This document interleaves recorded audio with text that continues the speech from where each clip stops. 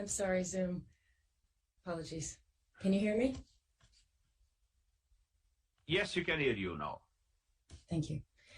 10 days ago, I was in Yemen to meet some of the 4 million people displaced by conflict. I visited one informal settlement that was home to 130 families, only 20 of them receiving any food aid at all. And then it was only when funding was available.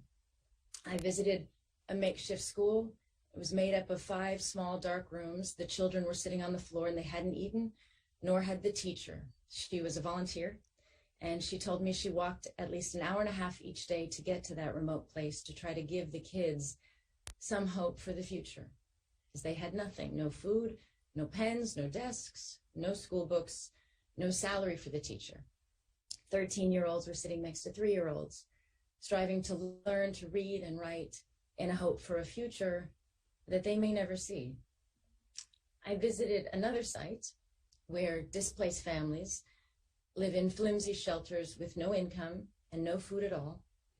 Miles away from any water or sanitation, there are no toilets, no showers, and there was no school. And most of the children, because of the years of conflict, were illiterate. Many young girls being married off, perhaps to spare family another mouth to feed or to receive a dowry that might help the other children in the family to survive. I met a mother who had lost 3 of her children to preventable illnesses. Her son was now sick and in the hospital. And even if the hospital has medicine to treat him, which most don't, she won't have the money to pay for it. So this is the reality of an aid appeal that is drastically underfunded amid a conflict that has gone on for so many years without political solution.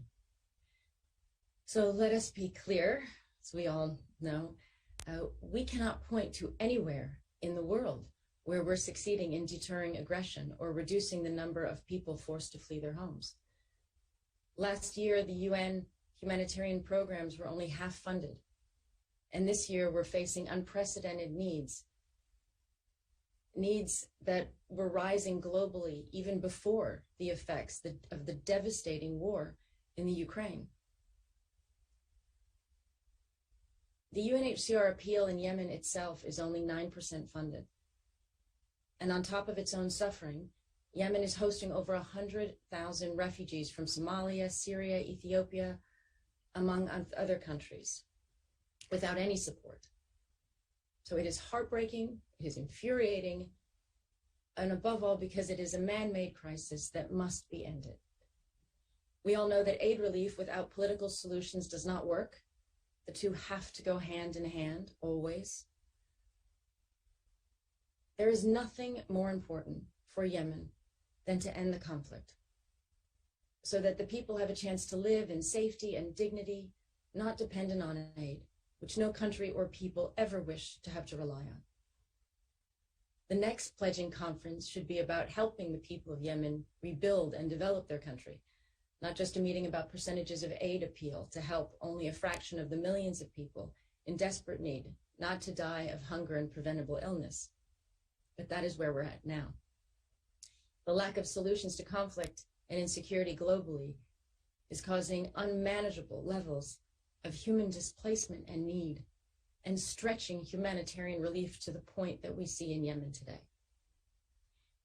You have an opportunity as governments to address this desperate human emergency and to seek an urgent end to the conflict.